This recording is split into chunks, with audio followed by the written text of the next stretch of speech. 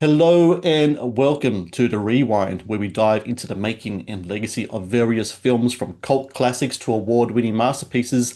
Today's film is Weird Science, the sci-fi teen cult classic that stars Anthony Michael Hall and Ian Michael Smith as Gary and Wyatt, two high school nerds who use a computer program to literally create the perfect woman in the form of Kelly LeBrock, and she promptly turns their lives upside down. This is a fascinating movie because it was made just in like where writer director John Hughes was just, it was a middle, it was like the prime of kind of like his advancy as kind of like a force in Hollywood. Breakfast Club will come out the same year. 16 Candles will come out the year before. This film is definitely an outlier, and here to talk to me about it is Serena Whitney, film critic, screenwriter, co-host of the Movies in Chaos podcast, and current director of programming at the Revue Cinema. Serena, how are you? I'm great. Thanks for having me back. I so enjoy having you back because last time we spoke, we talked a bit about Weird Science, and this is a movie for me. I don't know about you, Whitney. I watched this movie way too young. My older brother used to always rent stuff from the video store, brings Mhm. back Weird Science, and I was watching this movie with my older brother and younger brother is 2 years younger than me. So if it came out in 85, it must have came out. He must have got it in like 87 or 88, just thinking back. So I might have been like 7, 8, 9 years old or so. Such when we were watching this movie, so way too young to watch it. But I watched it again recently, and I had such a nostalgia trip with it because I was like, oh, I remember that scene, I remember this scene, and I still find it to be quite an entertaining film. What about yourself? What was the first time you watched Weird Science? Do you remember? Oh my God. Weird Science is the first movie I ever remember watching. It is my favorite movie of all time, and I'm so happy to be here to talk about it. I watched that movie probably, my mother told me I watched it like for like a year or two straight every night. I remember I was interviewed by the Toronto Star about like my first favorite movie, and I said that they thought that was hyperbole. They didn't believe it. But yeah, no, I've watched this movie. It's like it's the first movie I ever remember watching.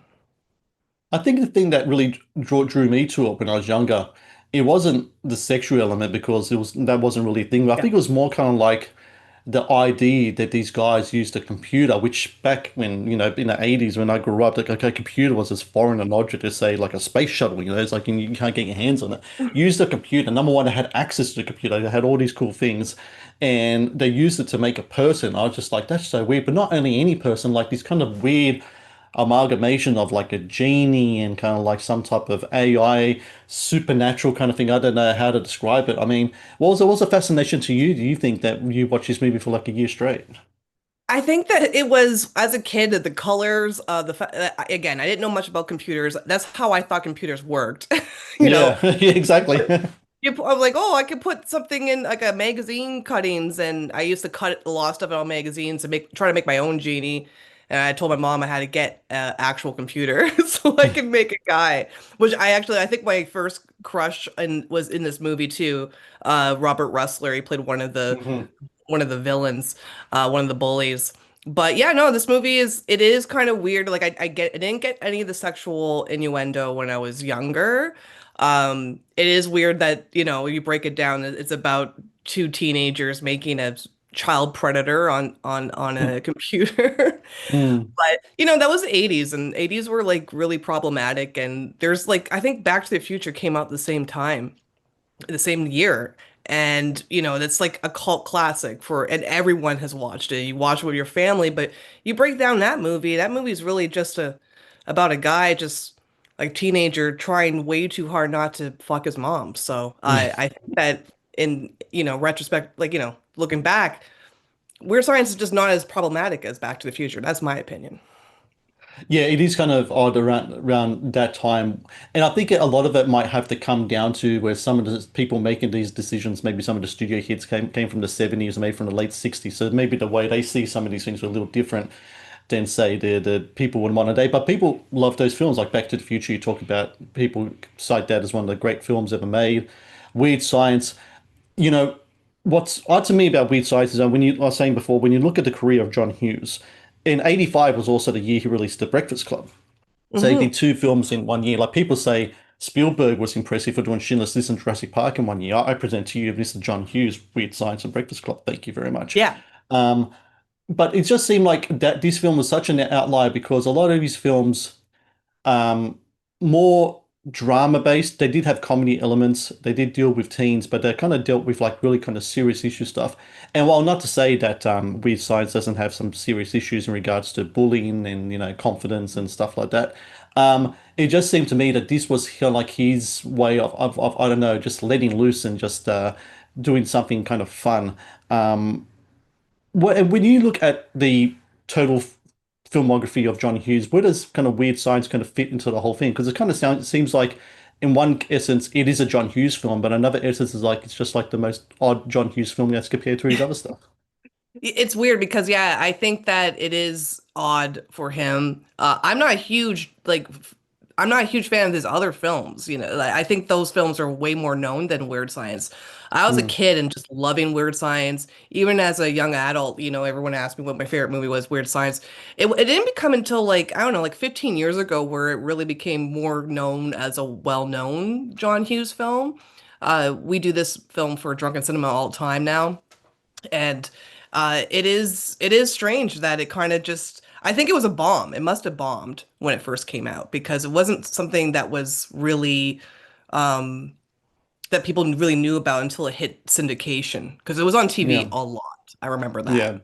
VHS as well. But I know, I imagine a lot of people would have rented that film at video stores as well. That's how I got my hands on it, Oh with yeah. my older brother kind of renting it. So, and I think just like you talked before about the color and such, I think like the poster of just like Anthony Michael Hall and Ian Michael Smith and Kelly LeBrock and the color and Weird Side's logo is just so kind of like the static of the kind of stuff and the colors and everything. It really pops. It's a movie that kind of pops, I think, in its marketing design and everything else. I'm just looking here.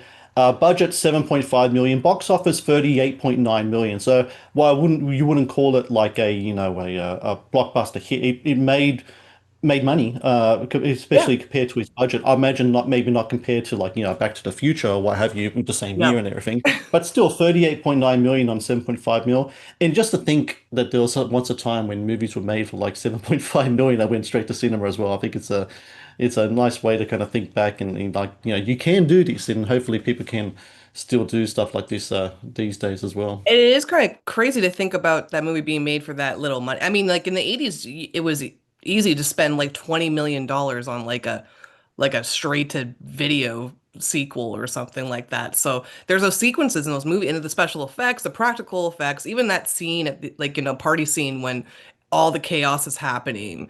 That seems Yeah. like it would cost a lot of money to make. But The I guess the money wasn't going right to the cast, so it was probably going to most of the movie. Well, yeah, when thinking about just that scene alone, I was just, when I remember watching, I was like, shout out to the art direction and production team Yeah. because it's so cool because how there's some bits that turn blue, rooms that go blue. There's snow Yep. in Chet's room. There's a bloody Yeah. missile that launch comes out from the house and goes all the way up. And you're absolutely right. It's like it's quite incredible. But when you think about it at the same time, I think maybe there might be the house is central to everything. Like that's the main set for everything that's going on. Because they're 15-year-old kids. Where else are going to go to the house or the Yeah. mall? Those are the two things, right? So those are the two kind of like main kind of set pieces. So yeah, I think a lot of if there was money to be spent, it would be on those production elements to bring forth the kind of the supernatural sci-fi kind of stuff that's in there. Not to mention renting Porsches and Ferraris and what else you have on there. And Yeah. but if this was a Don Simpson, Jerry Bruckheimer house, I'm sure the budget would have went up another 10 on cocaine alone. But that wasn't happening here. So Absolutely. I remember it was supposed to be remade, and I was actually looking forward to that, because I was curious. Like my favorite horror movie is Fright Night, so seeing that Mm. remade actually was not a bad remake. So with Weird Science, like I think it was like 15, almost 20 years ago when they were thinking about remaking it. And I was like, who would play Lisa? And I think at that time I thought like Colby Smulders would be a good Lisa, but Mm. someone with dark hair and blue eyes. And Kelly LeBrock is just amazing in this movie. So She she's is. so beautiful, so stunning. 80s had a totally different definition of beauty than we see today. It's all like Ozempic and facelifts and fillers and not in the 80s. And there's she was all natural and I just love she's just stunning. Funny you said Fright Night. So Weird Science comes out August 2, 1985. The other film that came out same day, Fright Night, Frightening. August 2, Yeah. 1985. I don't know why. It's like I love those movies. Like they're the perfect double bill. One day I'll do a double bill, but for now I just keep playing Weird Science and Frightening almost every year for no reason. Spoil for choice people in 1985, where I tell you. Let's go into kind of like the making of this film. So you have John Hughes, he Yeah. wrote the film. He wrote the script, he's supposedly in 2 days. So the first draft of the script in 2 days while shooting Breakfast Club. Okay. Supposedly he was, from what I can do find in my research, he was kind of inspired by these comic books from the 1950s. There's a comic book called Made of the Future by Al Feinstein. So 1950s comic books. The title of the movie came from a comic book series from the 1950s as well. So Did he the was inspired by DC that. comics? Sorry, were I they doesn't EC say comics? doesn't they don't say so. It was a 1950s comic book, but it doesn't say whether DC or Marvel. I'm just trying to think if the Marvels Oh no, around that's like East 1950. EC. I think it was the same label as Tales from the Crypt, probably, because I Okay, remember. Yeah. very But interesting. go on. I'm sorry. I didn't Oops, want to excuse me. interrupt you. No, no, no, not at all. That's exactly the kind of conversation I want to go for here. And Okay. he writes his script, doing Breakfast Club. Anthony Michael Hall's there, and he goes up there to Michael Hall and goes, "Hey, read this. I want you to star in it." And Anthony Michael Hall, like later on, would just say like just how blown away by how prolific John Hughes was. Like he's writing, they leave for the weekend, he comes back with another another script. But when John Hughes is asked about this, like the how he writes his scripts, during a press conference for Planes, Trains, and Automobiles, he said that he wants to, so this is a quote. I try to get it done as quickly as I can to see if I like the idea. Then I go through maybe 25 to 30 rewrites, and that rewrite process doesn't finish until I lock the film in. So while he did have a script done, it wasn't like the last kind of draft of Yeah. whatever he had. Yeah. So he's locked in Anthony Michael Hall, which by this point will be the fourth film they've done together because Vacation, John Hughes wrote the National Lampoon's Yep. Vacation, and then you have 16 Candles, Breakfast Club, and then Weird Science. So he has him locked in. He's got his Gary in there. Next, he has to find other people in the movie. So Ian Michael Smith, who was also 15 years old, that's another thing we have to remember. Anthony Michael Hall and Ian Michael Smith were 15 years old when they did this movie. Um, It's very rare when you see that. Like you don't see many teenagers or movies about teenagers with actual teenagers playing them. yes, Like I think exactly. like Superbad was like the next movie that probably made waves that way for coming of age raunch. Hi guys, Matt here from Matt's Movie Reviews, letting you know that the Matt's Movie Reviews YouTube channel has launched channel membership. This provides exclusive videos and other cool stuff as well for all channel members. It's under one tier, one price, and with that one price you get exclusive reviews. For example, I'll be going through the American Film Institute's top 100 movies. So every week I'll do a new review based on that movie list. You can get exclusive reviews based on your requests. Request a movie review and I will review it for you. You'll also get exclusive content for behind the scenes stuff as well. You also get exclusive interviews that I haven't posted yet as part of my podcast, like older interviews with Academy Award winners and other great filmmakers and actors as well, and a bunch of other cool stuff as well. I hope you can all join up, be part of this great experience I have an offer for you. Support indie content creators, support a movie critic like myself who is trying to make it through the content creator space. Matt's Movie Reviews YouTube channel memberships. Please join and get some great exclusive content. And to just clarify that, Susan Snyder, who played Deb, and Judy Aronson, who played Hilly, that's the girlfriends of the bullies, who Yes. eventually end up with Gary and Wyatt. They were like in their early 20s. So they Yeah. were playing teenagers next to actual teenagers in the movie. So Ian Michael Smith said that he and Anthony Michael Hall actually knew each other beforehand because they were went to the same school for professional kids in New York City. But the school was called PCS. Now, other students that went to that school, Ricky Lake, Christian Slater, and the late great Malcolm and Jamal Warner as well went there as well. Oh So my they all God. went to Oh this one wow. high school.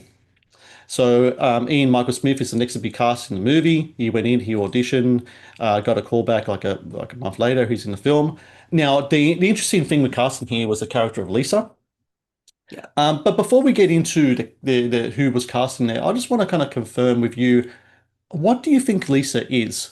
Because Lisa is a lot of things in this movie. So Kelly LeBrock would describe her as Poppins with breasts. Now, I don't know about you, but I'm pretty sure Mary Poppins has breasts, but we don't really, think of Mary Poppins, in that way. I think she might be saying like in regards more of a sexual context. So you have that element. You have a Mary Poppins element, kind of like a genie kind of element. Genie, she's a life coach. She's an Uh, AI. she's AI, yeah. But I think she's basically there to like guide and mold Gary and Wyatt into young men, and Yeah. to stand up for themselves and to make them realize, hey, you're cool just the way you are. That's what I always got from that. Instead of the whole like, she is a sex genie. That's what I would say. She's kind of a sex genie. Like she's kind of like a yeah, you're right, like an AI girlfriend. That if that was made, it was made today, she would just be an AI girlfriend. But I think when it came to the context of the word sex, when it comes to sex genie, it's not only sex in the physical kind of the act of it, but also kind of like in the confidence kind of I think part of it as well. Yeah. To be cool, to be sexy, it's all about a confidence thing, which is something that these two guys clearly lack throughout the movie. I mean, that's why they're hacking NORAD or whatever else they're doing and making with all these things and putting bras on their heads and everything else. And Lisa is also a master of the universe as well. She's like a flick of a switch. She's conjuring all sorts of different things, and at the end of the movie, like mutant biker men with Aussie accents to show up in the Yeah. film as well.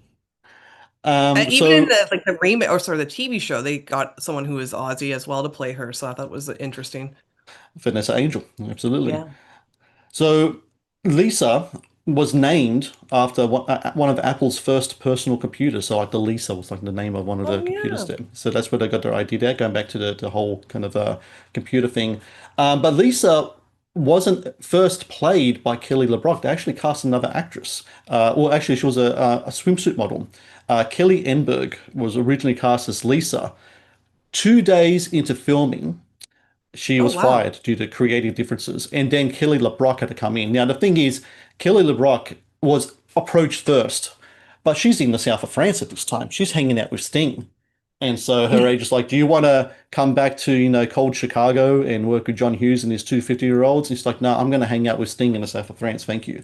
But when the other actress gets fired or she leaves or what have you, they call her again. She comes in, and sh the first scene that she does in the movie is my favorite scene of the film. You talk about my favorite scene of the film is when she's at the mall and she's going Yeah. up the escalator. Van Halen's cover of Pretty Woman hits, and that was her first scene of the movie, doing that scene right there. I So, mean, that seems like pretty much what she was used to at that point, being a model. Just look pretty and walk.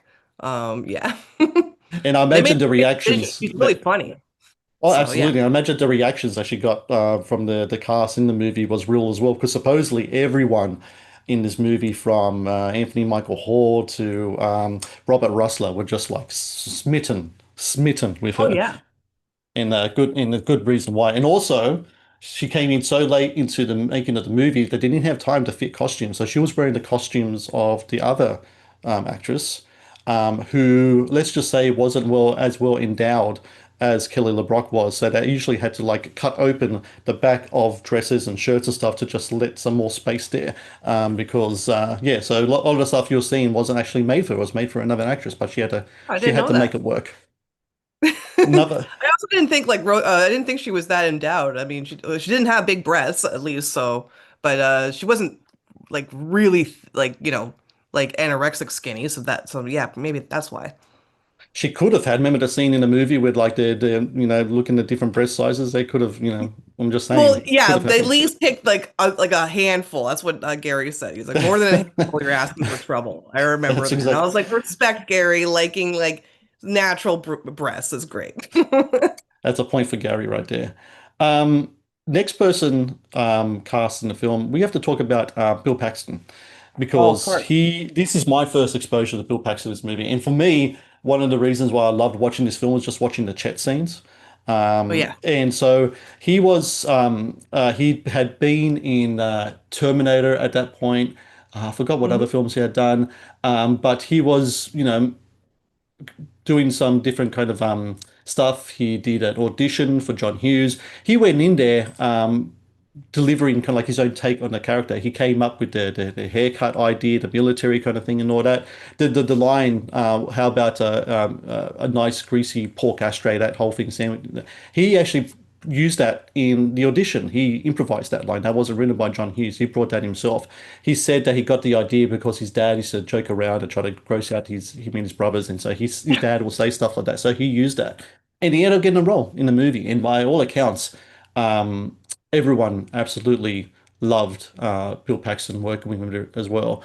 Ian Michael Smith especially, he was like, of course, 15 year olds at the time, and playing the younger brother of Bill Paxton was just like, just watching Bill create the character, the whole kind of thing, the cigar, the laugh, the kicking down doors and everything else. That was him bringing that stuff in. John Hughes loved every bit of it. He's like, yeah, more, more, more, more, more.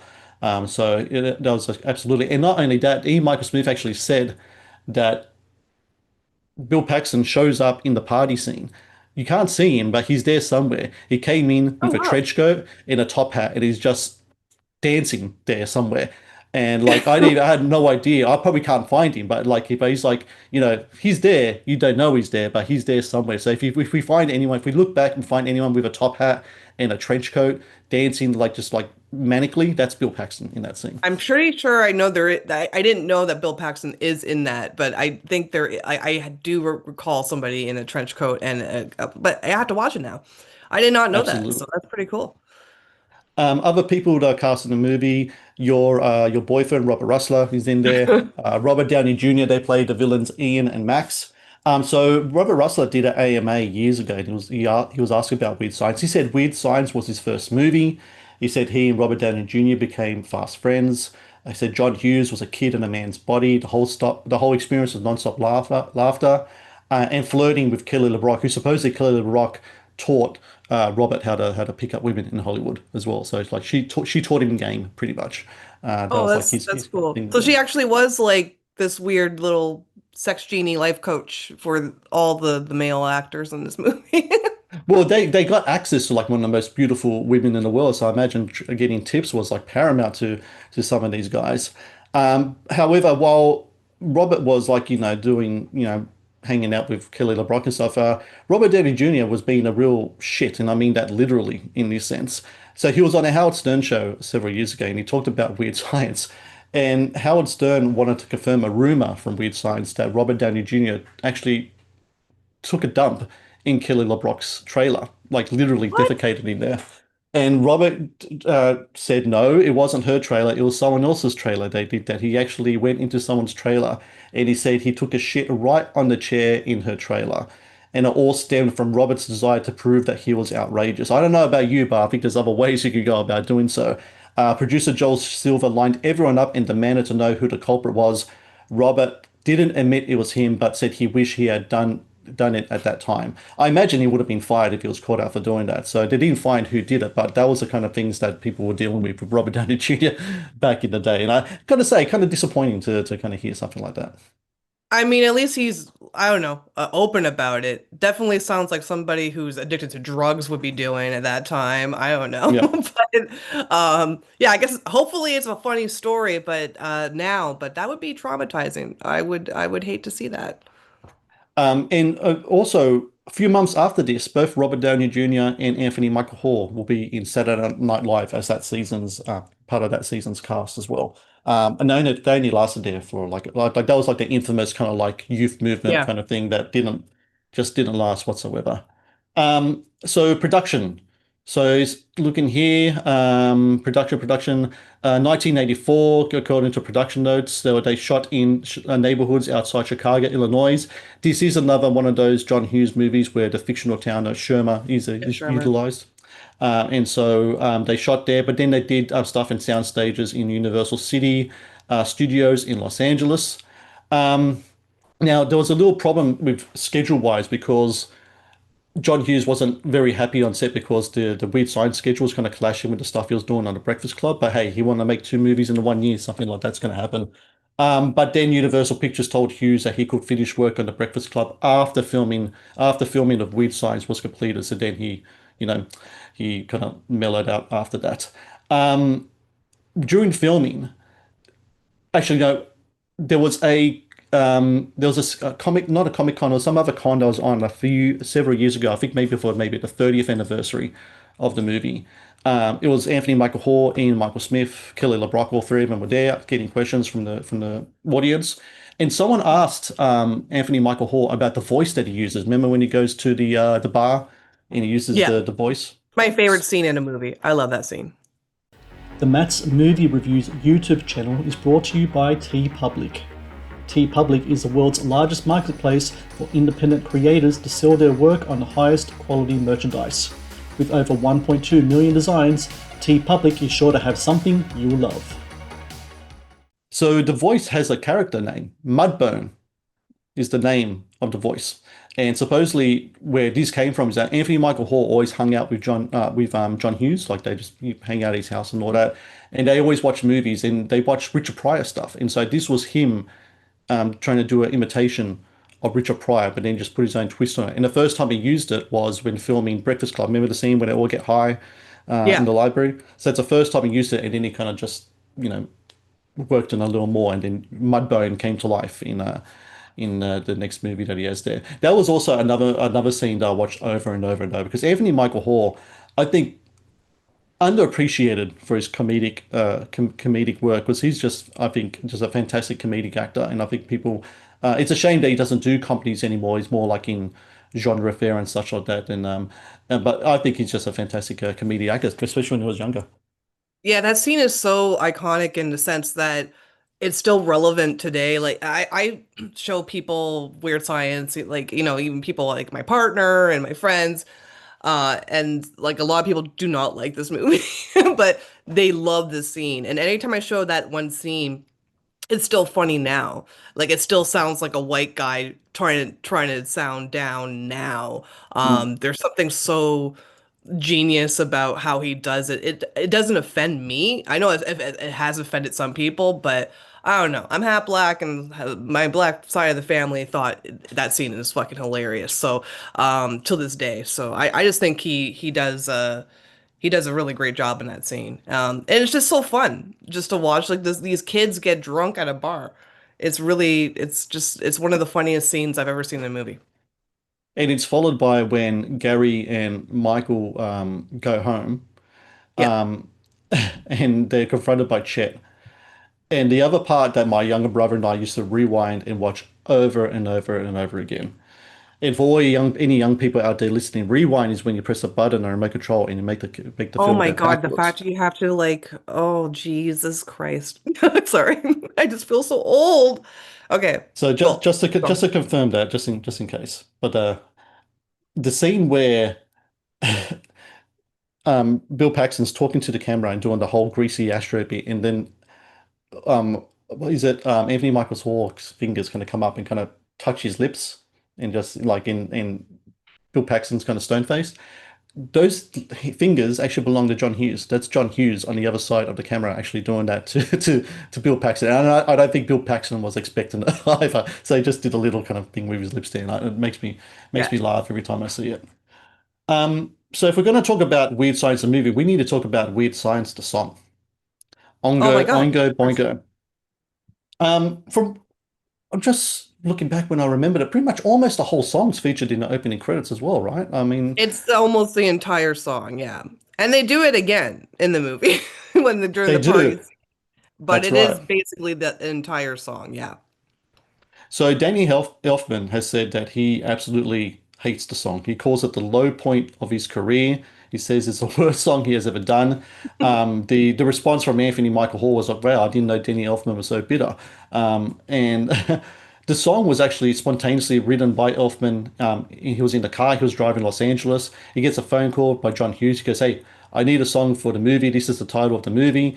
And then Elfman just had like hold the whole song in his head. By the time he got home, he put it like down and like in his little home studio kind of deal as a demo. So he pretty much wrote it like straight away. I like the song. I thought the song was pretty cool. I mean, I Yeah. don't. I'm not a deep into the Oingo Boingo discography. I don't know all of the songs. I know Dead Man's Party because he was in that movie Back to School, which came out, I think, like a year after, also with Yeah, Robert Downey Jr., also during a party scene. I think in the right. 80s, you need to have a party scene, right? You need to have a big kind of party Yeah. thing with these teen movies.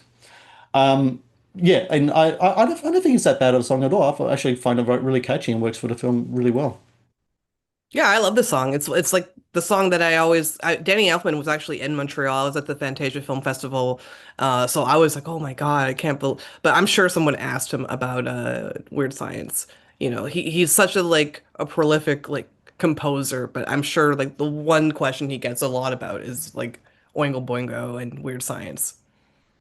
It's yeah, I think it's a fine song. I think it does go a little long. I mean, I think the cut they have for the opening credits is really cool. But overall, fine song. I liked it. I hope Danny does loosen up a little bit in regards to the song. Maybe he doesn't like the connotations with the movie. I'm not sure what it is, but I want to talk about the release of the film. So we just spoke before, it was a 7.5 million budget, Mhm. 38.9 million on box office. But I think you and I agree, made its bones kind of like home entertainment, VHS, kind of cable runs afterwards, all that kind of stuff. Yeah. There was a lot of people didn't like the reviews, didn't like the movie. New York Times, the film critic there, Janet Maslin at the time said, there are enough movie-going 14-year-old boys to make a hit out of Weird Science, but for the rest of the population, it's pandering, it's strenuous enough to be the cause for alarm. In that context, though, is Weird Science is the 1980s equivalent of Minecraft now? Is it a movie made for a specific demographic? Like, of course, 14-year-old boys today are different to 14-year-old boys back in the 80s, but this is a movie just made for the ages of Anthony Michael Hall and Ian Michael Smith, those characters, right? That's the whole kind of point of the film. It was kind of like targeted towards them. And if Well, that's the nobody case, was then I don't think anybody was throwing like chickens and popcorn and making messes of theaters when that came out. So if we're like, relating it to like Minecraft people, I don't know. I think it was just like a part of it. Like I think it wasn't just made for teenagers. It was probably made for like just anyone who was a movie lover in the 80s.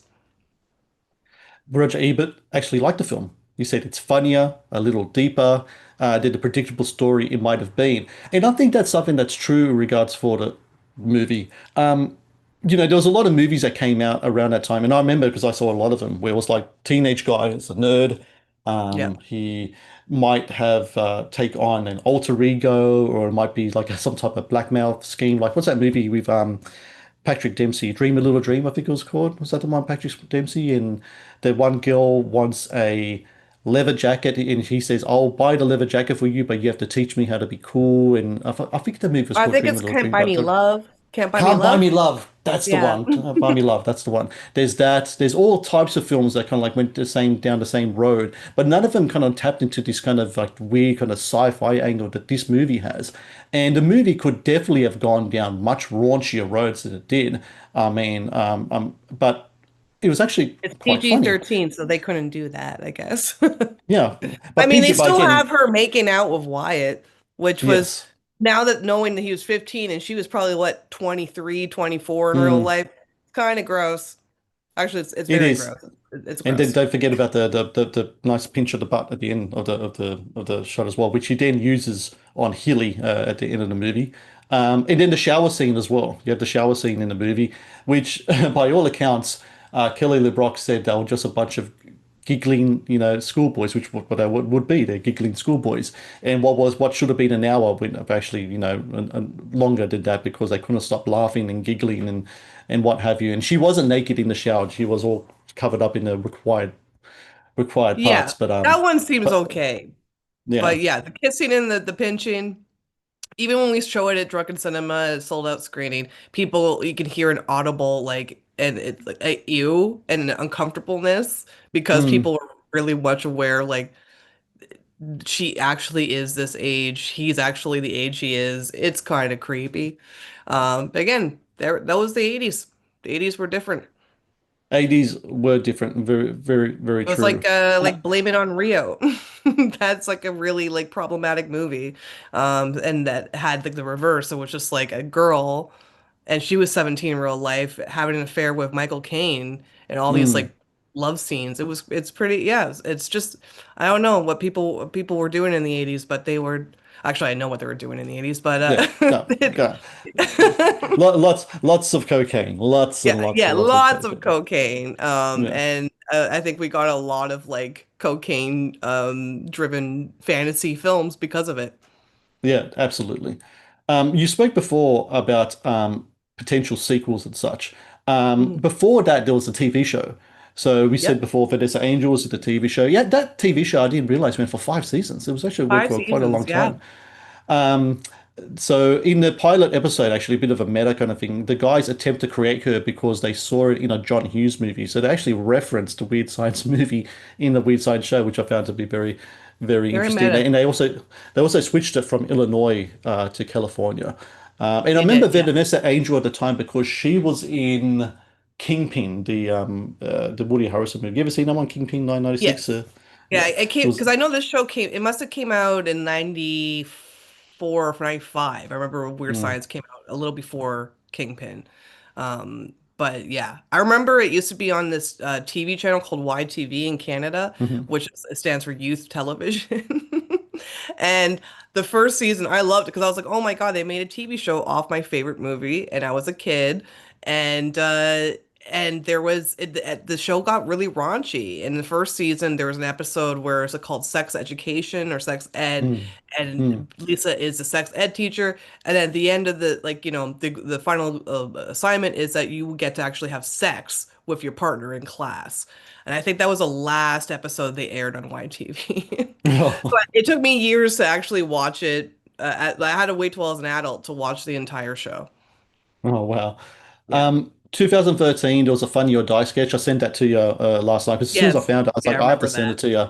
Alessandra Ambrosio was a swimsuit model at the time. So she stars in part of Lisa. But it's kind of funny. It's almost kind of like The Fly meets Weird Science, like a bit of a mishmash of stuff there. But there was reports back in 2013 of a remake. Joel Silver supposedly was trying to get money for it. There was a writer, the guy who did the initial script for Jump Street, 21 Jump Street, Michael Bacall was working Yep. on the script. Supposedly at the time back then, Channing Tatum was attached to it in some way or another. But, you know, nothing really came of it. Do you think a remake could still be something that's on the cards? Could you imagine a Weird Science circa 20, say, I don't know, 2026, 2027 coming out and people watching it? Would that be something that still have some type of zest? Would this AI era that we're in, would that be the kind of angle you would go in creating a Lisa kind of like circa era 2026, 2027? Yeah, I think you can always remake Weird Science. I think it's not a, but I think that right now, I mean, we're seeing remakes from movies of like we don't really see remakes anymore. We see like legacy sequels Yeah. and if there are remakes, they're remaking movies from like 20 years ago, which is always what the remakes always did. They always remake everything that's like 20, 25 years. It might be a little old, I guess, but I don't know. I can still I think that right now it's actually more relevant than it was then, uh, if you would make it now. If you were casting a Weird Science for now, what's the Lisa template that we're looking for? Is it a Sydney Sweeney? Is that kind of like what we're after here now in regards to what the ultimate uh sex symbol would be now for 15-year-old boys now? Would Sydney Sweeney, that kind of actress, be what guys would try to make on their AI program? I mean, I wouldn't say her because I don't find her to be funny. Because I think you need an actress that can actually hold her own when it comes to humor. And but yeah, like again, I would like to see another brunette play her. I would, when you have remakes, you have to be in mind, like, be careful of what like even the TV show, even though Vanessa Angel didn't really look like Lisa, there was like at least she was Australian. There was and everyone else looked almost exactly like their characters. It was kind of creepy. I think they were probably it was like Lee Turgensen, who became like a big actor after that, but he looks just like Chet. Hmm. Um, yeah. But no, I always think about that when it comes to remakes. I think the only one I actually think about casting for is Jaws. Hmm. I always like think about who could play Brody and who could play Quinn. But yeah, I don't really think before. I think I just mentioned it. I thought Kobe Smulders would have been the perfect choice for Lisa in 2013. Not now, obviously. We need someone younger. Well, there's an actress who was in Hitman with Glenn Powell. Her name is Adria Arjona, Oh yeah, she's great. and she's great. And supposedly she's been eyed to be Wonder Woman. Supposedly that's a big kind of like rumor that's out there. She Oh, would be okay. awesome in it too, because she was really funny in Hitman. I thought she was great in that film, and Yeah, that's I like someone her. there. And but again, it comes down to who's going to be the director, because John Hughes is John Hughes. That's a particular flavor. That's a particular style of writing and creating movies there. So who would fit that template as well? Like I just don't really know. Is that kind of like a would a Seth Rogen, Evan Goldberg produce that kind of thing? Would that be the way to go? I'm not sure, but for me, like I really sometimes some movies I think just fit certain decades, and while you just said you could always remake Weird Science, like you could always remake Weird Science, but there's some films like even after they're remade, it's just like yeah, it just doesn't work. I remember they did a remake of White Man Can't Jump that came out a couple of years ago. I Hmm. don't remember who starred it. I think it was one of them. It was like a rapper starred in it. I forgot who it was. But to me, that's like an ultimate 90s movie. And what makes it work is that Ron Shelton wrote and directed that movie. He has Yeah. a like John Hughes, he has a particular kind of style in his writing and his directing. And I just don't think sometimes you can't emulate that. So if they do try to bring it back, it'll be interesting. But it's been 12 years since that report and has nothing really kind of come from it. So it's hard to Yeah, say. I think we were kind of going into the woke era at that time, and I Mm. don't think that was making a movie about a sex genie of a girl. I mean, if it did get made, it probably would have been like gender reversal, the two Mm. girls making this hot guy on the internet. Maybe that's why Channing Tatum was attached at one point. Hey, Um, that's actually a good, yeah, yeah, very, very good. yeah. Okay, yeah, yeah. I get that. I Or always maybe he thought he was going might to be be one the of the chick. bullies. Yeah. I thought he'd be one of the bullies myself. Like he Yeah. could have been one of the guys I for think you'd picking be him. even that time was a little too old for to be one of the bullies unless it took place in like university or something. Mm. Uh, but yeah, no, I think that we kind of entered a time where it was just kind of unacceptable to do stuff that was already dodgy. Like it's fine to watch movies now, and like I do not get offended by anything I see in Weird Science.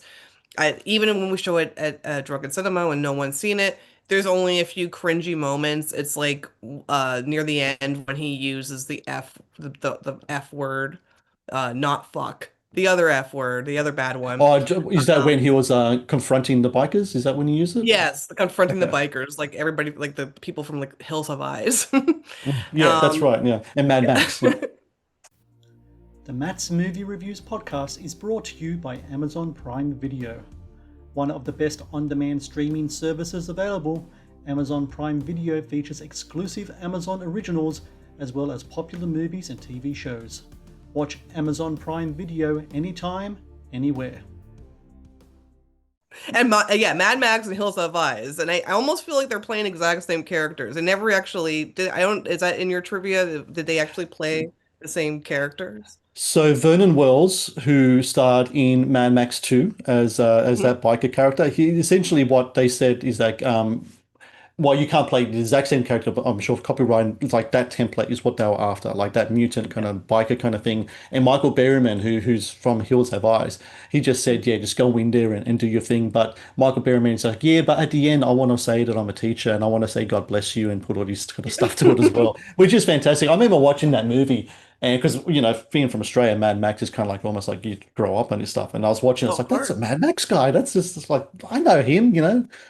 So yeah, they pretty much like the whole thing with Vernon Wells in particular, everything that he does to the screaming, to his costume, to the way he handles the gun and everything. Yeah, Yeah. that's pretty much the same guy from Mad Max 2, absolutely. Now, a question that I have for you. So the movie ends. We're in the school gym. There's Lisa. She's going to whip another group of young boys into shape. What do you think happens the next day? What happens with Lisa? Is she immortal? Is she living on? Is she the same age? Is she everything else? Is she going around the nation fixing problems for people? Is she like the Jack Reacher of sex education and confidence going on here? She's going town to town and fixing things in the way that she does. Is that how we envision the future of Lisa here? Yeah, I mean, she seems like, I mean, at the end, we see her at a different school. Hmm. Or is it their school? Like, we don't know.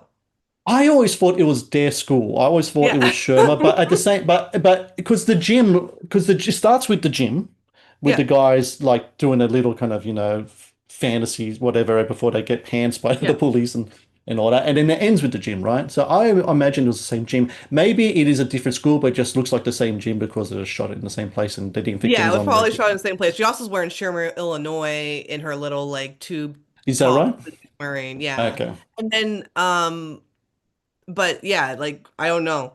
I always thought that yeah, that she was doing that. She's like, or you could go darker that she's actually at the same school and she can't let those two go and she's gonna try to fuck up their relationships. Oh, Um I just had an idea for a sequel. I just had an idea for a sequel. What if, okay, it's like a Bride of Frankenstein kind of deal, yeah. where the creation of Mhm. Lisa wants a companion, Yeah. and they have to That's make kind of cool. a male companion to be with her. And somehow maybe something gets messed up in the thing, maybe the male companion, maybe there's too much, I don't know, testosterone or whatever else in the thing. And instead of using the powers, the godly powers that he has for good, he uses it for evil. Or maybe he's a manipulator. Maybe he seduces young women and still helping them or what have you. And then Lisa has to be the one to kind of like, and then you can end the film by Lisa sacrificing herself to kill the other one, and then that's the end of that kind of thing. That could be a good idea. Yeah, that's an idea. It's Sorry, an that's a idea. really good idea. But yeah, you're taking it to horror comedy, which I feel like it kind of would could go into anyway. Yeah. Um, yeah, I wish they did make a sequel, like even a straight to DVD sequel would have been fun. Yeah, just this movie is just it's just really it's like one of the touchstones of my film watching, Yeah. so. I always revisit it. I also think it's like I always revisit it on a weekend because it starts on a Friday, ends on a Mm. Sunday. It's like a weekend movie, right? So it's always a good any day of the weekend you watch it, it's a good time to watch it.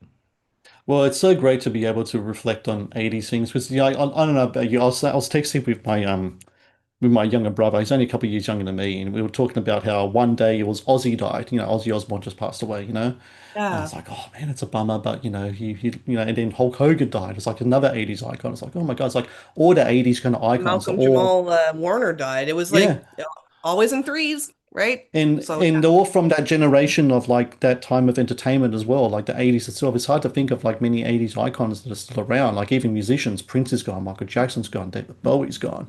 It yeah. seems like that generation of artists, whether it be actors or filmmakers, or even with this movie, Bill Paxton's gone, John Hughes is gone. I mean, it's quite something else, and it's kind of like, and I've been using the term late and great much more lately than I have, I've been because I'm using it way too much. Yeah. Late because and I'm talking great. about late and great because I'm talking about 80s and 90s movies. I was talking about my previous episodes about Crimson Tide, and there's a number of people from involved in that movie that's not with us anymore. So yeah. So for me, movies like this, I really relish them. I cherish Weird Science. I do because it was a movie that I watched a lot when I was growing up. You watched it a lot when you were growing up too. Way too It's much. I enjoy this movie very much. I think it's really cool. Some cringy moments in there for sure, but just watching these young actors do their thing. Kelly LeBrock, Bill Paxton, fantastic in the movie. Oh, and here's a bit of trivia for you. So remember, he's turned into the Blob at the end, or like he's a Yeah. big piece of shit, literally, right? Yeah, he's shit. Yeah. We know he's shit. Yeah. No shit. The voice that he uses for that, he actually got that with a chance meeting with Peter Lorre, the famous 1930s, 1940s film star. He actually met him years ago when he was in LA, and the voice he had was, "Oh, hello, boys. How are you today, boys?" Kind of like that kind of voice kind of thing. And he remembered that meeting with him, and he used that voice for like so whenever the shit version of Chet, the literal shit version of Chet does the Yeah. little and oh and that kind of thing. That's where he got that idea for that voice. So Bill Paxton always coming up really cool things. The late great, we should say, Bill Paxton, always coming up with great things. In another trivia, Ian Michael Smith actually quit acting at age of 22. He's now a professor of Yeah. medieval literature at California State University, but he always finds time to attend reunions and conventions and post the odd weird science related tweet. I think that's pretty cool. He- He looks There was different. a He Oh, looks sorry. There different, was sounds a exactly the same. Goldbergs episode. You ever see Is that right? Goldbergs? Yeah, Yeah, it's a that's a Goldbergs yeah. episode about weird science, and he's the teacher of the kids in that episode too. So, yeah, I kind of like when people just like, I just don't feel like it wasn't for me. Acting wasn't for me, and they just end up doing something not because they had to. They were just because they just Hollywood just they didn't go for it. So good for Yeah. him. Supposedly he once did a TV show, he did one episode, and everyone on it was horrible, and he was like, why the fuck am I doing this? And he just like, there's some other stuff I want to do, and he just left. 22. Good on him. Yeah. He's got a couple of classics to his name. The Chocolate War. I don't know if you've ever The seen Chocolate that. War, yeah, it's a big one. Love that movie. He Yeah. had that to his name too. Yeah, but that's good on him. But yeah, this is a movie that is so great to be able to talk to. 40 years, man. 1985, February 2, released same day as Fright Night, which is I think again just absolutely fantastic. I've been watching Fright Night. I watched this cool Fright Night documentary about Fright Night and Fright Night 2. I don't know if you've ever seen it. It's I called literally just watched that. That's so did weird. you? It's old. Yeah. One of our poster artists did all the artwork. He Is that right? works. Yeah, he one of our poster artists at the Review. His name is Travis Faligant, and he does stuff online. Very talented artist, and he did all of the illustrations. And that documentary is amazing. It's like almost 4 hours long, but I'm just like, oh, I'm just sitting there watching it. I thought it was Yeah. amazing. Yeah, I think maybe great. they should do a weird science documentary next, maybe. I don't know. Yeah, I mean, if they want to talk about for this long, they can talk about it for 4 hours. But I know they all do conventions. Like I do Yeah. follow the Judy Arson, who's just like does not age. That woman's just fucking gorgeous. Looks Mm. just as young, like almost just as young as she did in the 80s. Crazy. Because she She's has to not. be older. Yes. So She, yeah. she's the one who played Healy, but it's amazing that the great big names here, Robert Downey Jr., of course, in there, and Bill Paxton, one of his first movies. Supposedly, the role in this movie in Weird Science really kind of propelled him. But he got Aliens afterwards as well. He was almost going to star in Police Academy 2 before James Cameron caught up and got him in Aliens. So that's a really nice little I bit of think if like a out of moment. everybody at that time in Weird Science was probably the most beneficial was Mm. it was definitely Bill Paxton. I think Yeah, he was a scene stealer in that movie, so that absolutely. definitely got him, attention. And Kelly Brock, I mean, she's just, she hadn't done too much. Like it was like The Woman in Red and some really bad TV movies, and then she did Hard to Kill and got married to Steven Seagal, which proved to be a really big mistake in her life. Um, Yeah. like So from what I read, like this, she did this movie, and she didn't do a film until Hard to Kill because she got married to Steven Seagal in between and had like three kids or something. And then she did Hard to Kill. And not long after that, they divorced. And she refers to Hard to Kill as both hard to watch, hard to watch, and what was the other? Hard to watch, hard to understand. It was like a bunch of them. But whenever she refers, she never calls it by the name. She's like, yes, I did Hard to Watch. I did this and that. So she was pretty much semi-retired when she did Hard to Kill. So, and then yeah, I mean, it was just I think for a lot of people in this movie, this was like their kind of like either their calling card or their swan song in many ways. And it's one they're of yeah, calling I Carter just Swan song. yeah, calling It's card or so swan sad. song. Yeah, I I know, do I know. like that in Weird Science, there's a lot of like minor characters that you'd see in a Mm, lot of 80s films. I think there's like a couple characters. One of my other favorite films from the 80s is called Action Jackson. It's like hmm. one of my favorites. And there's a Oh, couple Weathers, characters yeah. from that movie in that, yeah, like the bartender and the guy with the cigar in his mouth, like the guy with the really high voice or the no, the high, like the low, like I don't know, distinctive voice. He's got a very distinctive Hmm. voice. Yeah, it was just a different time. That soundtrack is amazing. It was so 80s. Like there's nothing more 80s than that soundtrack in Weird Science. And don't forget John Kapelos, who was also in the movie. He played the janitor in Breakfast Club. He's in this movie Yes. too. He's the one Yeah. who asks Gary Anthony Michael's horse character goes, "Hey, what a beautiful woman doing with a malacca like you." Oh And to yes, which that he guy. Yeah. Yeah, Yeah. in which Gary says, I guess she just likes the malakas. I mean, she just likes the malakas. I remember And I then he didn't laughs. know what Malacca meant, but I was like, Yeah, it either exactly. has to mean dick or butt. Like when I was a kid, like I knew it was like, oh, it's something dirty. Yeah. Um, Greek, I'm pretty sure. Yes. yeah. Yeah. Yeah, there's just so many things about this movie, like iconic lines. I mean, one of my favorite scenes that we haven't talked about too is like when Lisa's meeting Gary's parents. I fucking love Oh, that scene. It is I just quote that. I so fun. quote chips, dips, Chips, chains, dips, whips. I chains, quote that whips. all the time. It's like, let's have a party. Chips, dips, chains, whips. Love it. Yeah, it's such a funny scene. Yeah. Like it's just horrifying for Gary, talking about like him jacking off in the bathroom and it's his comedic it's he makes the scene really funny. Yeah. Same with the mom. The mom is so funny. Yeah. It's just yeah. And yeah, I love it. It always makes people laugh. I love watching a full theater laugh about Weird Science and just seeing it for the first time. And yeah, so hopefully it can keep living on and people discover it or people be like, what is with this sketchy movie? Well, I love the film as well, and it's such a pleasure to Serena to talk about the film today with you. Weird Science, 40 years on Feb 2, which will be my future tomorrow. Well, I'm Yeah. ahead of you here, so I'm in the future. But yeah, 40 years. I mean, and I had such great memories of this movie, and it's so great to be able to talk to you today about Weird Science. I know it's your favorite film, so it's great to have all things John Hughes and Killer LeBrock and Bill Paxton. And so thank you so very much. And for everyone out there listening, I'm going to have links to the Movies and Chaos podcast and everything Serena Whitney, so you can follow and check out all the stuff. And yeah, thank you so very much for your time today. Thank you for having me. Thank you for watching the Matt's Movie Reviews channel. Please subscribe for more reviews, podcast interviews, and exclusive content.